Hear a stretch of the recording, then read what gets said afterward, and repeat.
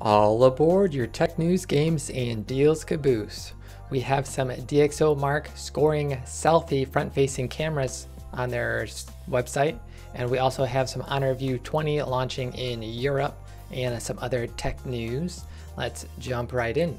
So on the DxOMark website, we have the little selfie picture you can now click, and we can get actual selfie, the front-facing camera.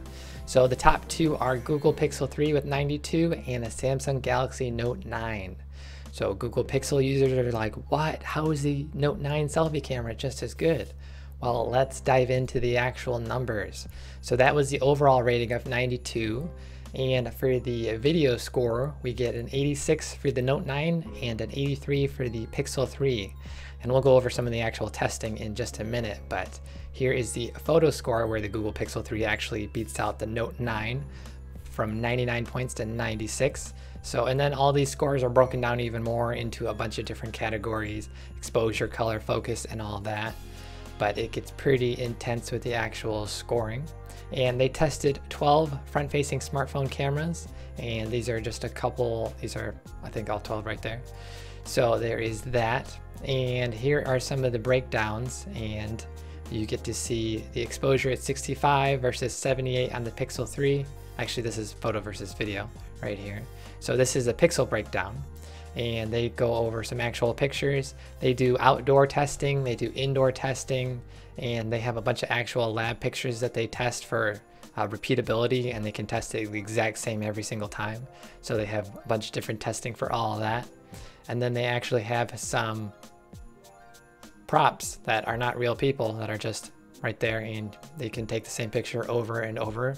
Hopefully that's not a real person, because that'd be insulting. I'm sorry. And so they do tons of testing. They do over 1,500 pictures. They do 2 hours of video testing. And here's the indoor testing that they do. And they have a bunch of different lighting setups and stuff for that. And then they do outdoor examinations, 1,500 images right there. So they do pretty good at testing for this. And again, the scores are 92 for the Pixel and the Note 9, pretty far up there. iPhone's front-facing X camera, XS Max, is at 82, so trailing behind by around 10 points. So if you're looking for a front-facing camera because you take a lot of selfies, like me, then you'll probably want to go with a Pixel 3. And then if you're doing more vloggy style stuff, they rated the video selfie on the Note 9 as a little bit higher score. So you can take what you all want out of that, or go read the individual tests so you can find out more about the different aspects of how they rate the selfie camera. It gets like 50 pages long for each phone. It's pretty intense. And with that, we have the Honor View 20 smartphone launch in Europe. It actually launched in Paris today, and we get some pricing for that, as well as a nice little notch hole punch camera, which is pretty good compared to a large notch, I would have to say. And we get the Kirin 980 chip processor, and then 4,000 milliamp hour battery. We get the cool blue design, which everyone seems pretty stoked about. And pricing is starting tomorrow for 569 euros for the 6 gig, 128 gig of storage, and then 649 for 8 gigs of RAM and 256 gigs of storage. And again, available in Asia and Europe now. No US, what's going on? So there is that, and we also have a Fortnite skin going along with this phone.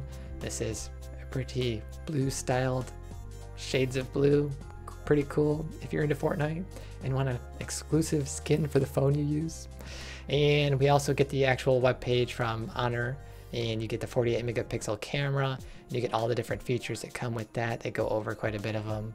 There's some 3D photo scanning stuff, and there's a lot of 3D shaping, so it gets pretty intense with the camera stuff that they do.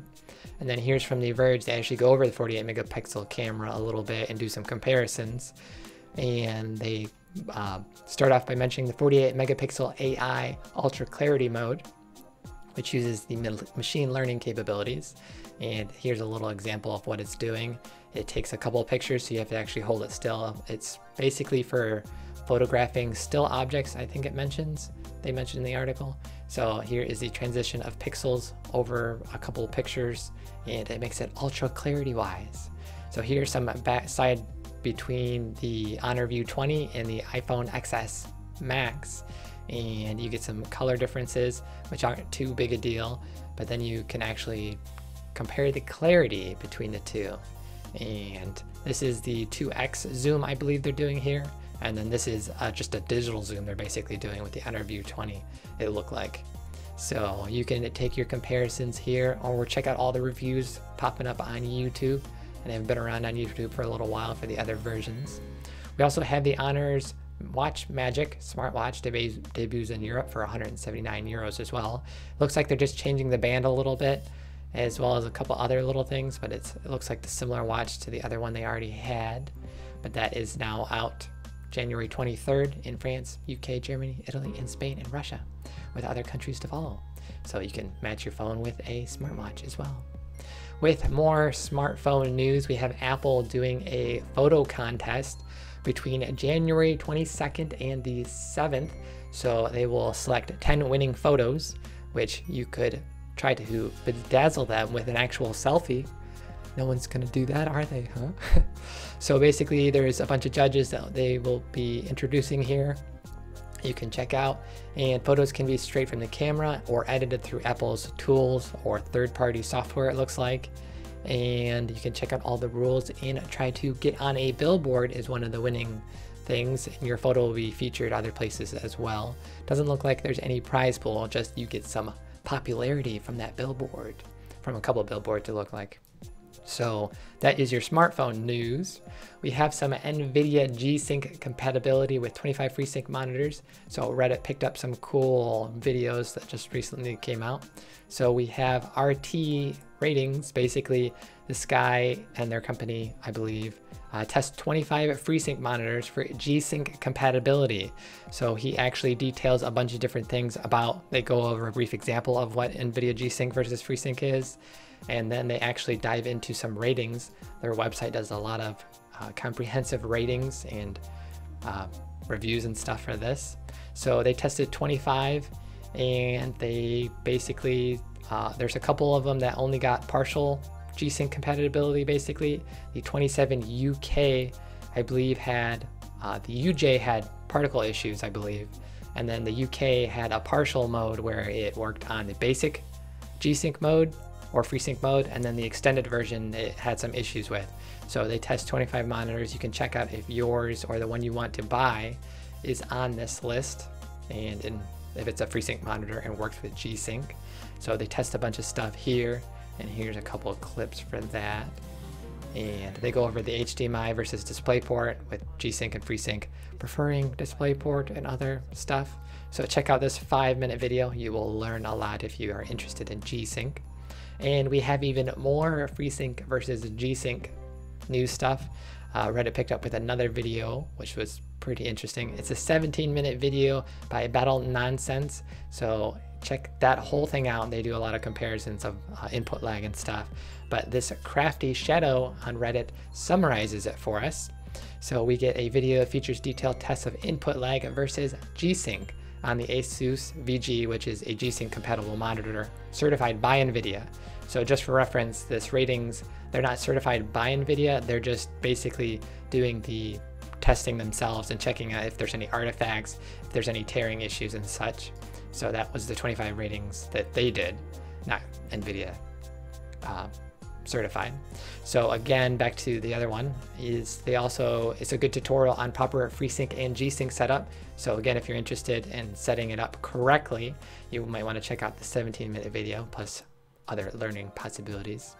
And a couple of interesting finds. G-Sync over adaptive sync has some growing pains. So a couple bugs they mentioned, but they are intending to fix, NVIDIA is. And then input lag without any form of adaptive sync is actually higher for NVIDIA, at least on this specific monitor, which is again the VG25, so possibly driver issue. And then finally, with proper setup, FreeSync and G-Sync over adaptive sync perform the same. So interesting little video versus G-Sync and FreeSync. So that's all your learning stuff you can check out today. Check out those two videos, pretty cool, pretty cool. And then here are a couple quick ones we'll go over really quick just because we kind of already went over some of it, but the GTX 1660 and 16 Ti memory, clock speeds, and more have been kind of revealed / half confirmed. So basically this is from WCCF Tech, and they get some of their news sources, some of their own actual sources with this information. So again, we get clock speeds and memory. So for the 1660, we're seeing GDR5 6 gigabytes of memory clocked at 4,000 megahertz, and then we see the actual GPU die. And then the TI version will be 2,000 megahertz faster, 6,000, and it's looking like we're looking at February 14th for sometime launch date. So, and then they kind of go into some less confirmed, less actual sources, and just more speculation, it looks like. So they say stop reading right here, but we might as well keep reading because we get a cool little graph.